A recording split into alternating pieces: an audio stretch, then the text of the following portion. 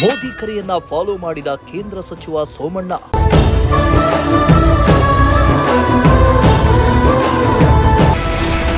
ಬೆಂಗಾವಲು ವಾಹನವನ್ನ ಕಡಿತ ಮಾಡಿದ ಸಚಿವರು. ಸೆಕ್ಯೂರಿಟಿ ವಾಹನ ಇಲ್ಲದೆ ಸಂಚಾರ ಮಾಡುತ್ತಿದ್ದಾರೆ ಸೋಮಣ್ಣ.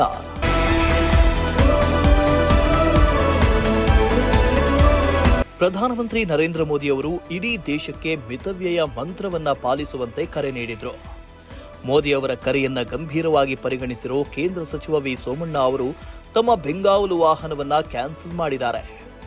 ಯಾವುದೇ ಭದ್ರತಾ ವಾಹನಗಳಿಲ್ಲದೆ ಸೋಮಣ್ಣ ಅವರು ಸಂಚಾರ ಮಾಡ್ತಾ ಇದ್ದು ಮಾದರಿಯಾಗಿದ್ದಾರೆ.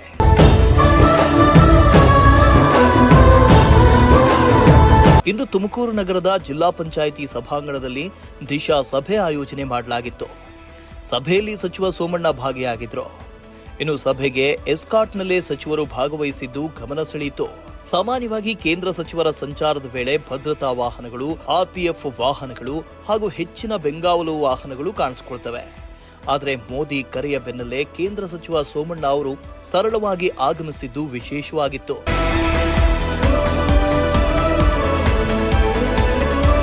ಇನ್ನು ಸಭೆಯಲ್ಲಿ ಭಾಗಿಯಾಗುವ ಮುನ್ನ ಈ ಬಗ್ಗೆ ಮಾತನಾಡಿದ ಸಚಿವ ವಿ ಸೋಮಣ್ಣ, ಪ್ರಧಾನಿ ನರೇಂದ್ರ ಮೋದಿಯವರ ಸೂಚನೆಯಂತೆ ಮಿತವ್ಯಯದ ನೀತಿಯನ್ನ ಅನುಸರಿಸಲಾಗ್ತಾ ಇದೆ.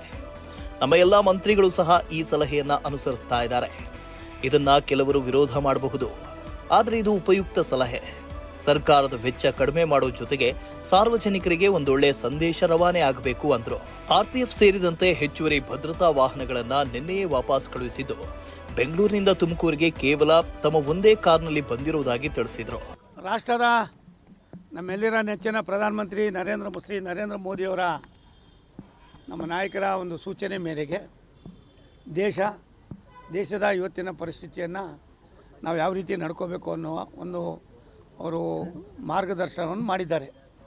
ಆ ಮಾರ್ಗದರ್ಶನವನ್ನು ನಾವು ಇವತ್ತು ಕೇವಲ ನಾವೇ ಅಲ್ಲ, ಎಲ್ಲರೂ ಕೂಡ ಅನ್ವಯ ಆಗ್ತಕ್ಕಂಥ ಕೆಲಸವನ್ನು ಆಗ್ತಾಯಿದೆ. ಅಲ್ಲೊಬ್ಬರು ಇಲ್ಲೊಬ್ಬರು ಮಾತನಾಡೋದು ಸಹಜವಾಗಿ ಇದ್ದೇ ಇದ್ದಿದ್ದು. 140 ಕೋಟಿ ಭಾರತೀಯರಲ್ಲಿ ಮಾತನಾಡೋರ ಸಂಖ್ಯೆ ಏನು ಕಡಿಮೆ ಏನಿರೋದಿಲ್ಲ. ಆದರೆ ಇದೊಂದು ಒಳ್ಳೆಯ ಉಪಯುಕ್ತವಾದ ಸಲಹೆ. ಇದನ್ನು ಕಾರ್ಯರೂಪಕ್ಕೆ ತರಬೇಕು ಅನ್ನೋ ಭಾವನೆಯನ್ನು ಎಲ್ಲ ವರ್ಗದಲ್ಲೂ ಕೂಡ ಈಗಾಗಲೇ ನಡೀತಾ ಇದೆ. ನಾವು ಕೂಡ ನಮ್ಮ ನಾಯಕರ ಸೂಚನೆಯನ್ನು, ನಮ್ಮ ನಾಯಕರ ಆದೇಶವನ್ನು, ಸಂದೇಶವನ್ನು ನಾವು ಕೂಡ ಇವತ್ತು ಕೈಗೆತ್ತಿಕೊಂಡಿದ್ದೀವಿ. ಅದರ ಅನುಭವ ಅದನ್ನು ಮಾಡಬೇಕಾದ ಅವಶ್ಯಕತೆ ಇದೆ. ಇನ್ನು ದೇಶದ ಅಭಿವೃದ್ಧಿಗೆ ನಾವೆಲ್ಲರೂ ಸಂಕೇತವಾಗಿ ಕೆಲಸ ಮಾಡಬೇಕು. ಎಷ್ಟು ಹಣ ಉಳಿಸ್ತೇವೆ ಅನ್ನೋದಕ್ಕಿಂತ ಜನರಿಗೆ ಸರಳತೆ ಮತ್ತು ಜವಾಬ್ದಾರಿಯ ಸಂದೇಶ ಕೋರುವುದು ಮುಖ್ಯ ಅಂತ ಸೋಮಣ್ಣ ಸಂದೇಶ ಸಾರಿದ್ರು. ಇದರಿಂದ ಎಷ್ಟು ಉಳಿತದೆ ಅನ್ನೋದಕ್ಕಿಂತ ಹೆಚ್ಚಾಗಿ ಒಂದು ಒಳ್ಳೆಯ ಸಂದೇಶ ಹೋಗ್ತದೆ. ದೇಶದ ಅಭಿವೃದ್ಧಿಯಲ್ಲಿ ಒಂದು ಸಂಕೇತವಾಗಿ ನಾವೆಲ್ಲರೂ ಕೂಡ ಕೆಲಸ ಮಾಡೋದಕ್ಕೆ ಸಾಧ್ಯತೆ. ನಾನು ನನ್ನ ಕಾರ್ನಲ್ಲಿ ಬಂದೆ, ನನಗೆ RPF ಮತ್ತೊಂದೆಲ್ಲವೂ ಕೊಟ್ಟಿತ್ತು. ಎಲ್ಲವನ್ನು ಕೂಡ ನೆನ್ನೆನೇ ವಿತರಣೆ ಮಾಡಿಬಿಟ್ಟಿದ್ದೀನಿ. ರಾಜ್ಯ ಸರ್ಕಾರ ಏನು ಕೊಡ್ತದೋ ಆ ಥರನ ಉಪಯೋಗಿಸ್ಬೋದು, ಲೋಕಲಾಗಿ ಉಪಯೋಗಿಸ್ಬೋದು ಅಷ್ಟೇ.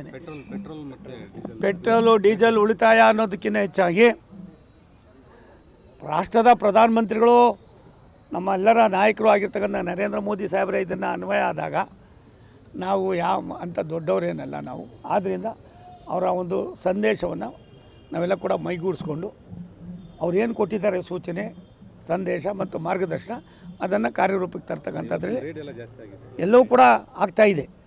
ಆಗೋದು ಅನಿವಾರ್ಯ ಆಗಿದೆ. ಅದಕ್ಕೋಸ್ಕರ ಮಾಡಿದ್ದಾರೆ. ನಾವು ಕೂಡ ಅದನ್ನು ಯಾವ ರೀತಿ ನಡ್ಕೋಬೇಕು ಅನ್ನೋದೊಂದು ಮಾರ್ಗದರ್ಶನ ಇದೆ. ಕೋವಿಡ್ ಟೈಮ್ನಲ್ಲಿ ಯಾವ ರೀತಿ ನಡ್ಕೊಂಡು ಅದೇ ರೀತಿ ನಡೀತಕ್ಕಂಥದ್ದಕ್ಕೆ ಪ್ರಯತ್ನ ಮಾಡ್ತಾ ಇದ್ದೀವಿ.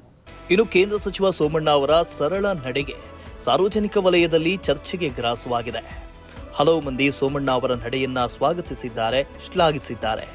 ಅಧಿಕಾರದಲ್ಲಿರುವವರು ಅನಾವಶ್ಯಕ ವೈಭವ ಮತ್ತು ಭದ್ರತಾ ವೆಚ್ಚಗಳನ್ನ ಕಡಿಮೆ ಮಾಡಿ ಜನರಿಗೆ ಮಾದರಿಯಾಗಬೇಕು ಅನ್ನೋ ಅಭಿಪ್ರಾಯಗಳು ಸಾರ್ವಜನಿಕ ವಲಯದಲ್ಲಿ ಕೇಳಿ ಬರ್ತಾ ಇದೆ. ಕ್ಯಾಮರಾ ಪರ್ಸನ್ ರಾಕೇಶ್ ಜೊತೆ ದೀಪಕ್ ಕಿಂಕೆರೆ, ಪ್ರಜಾಶಕ್ತಿ ಟಿವಿ, ತುಮಕೂರು.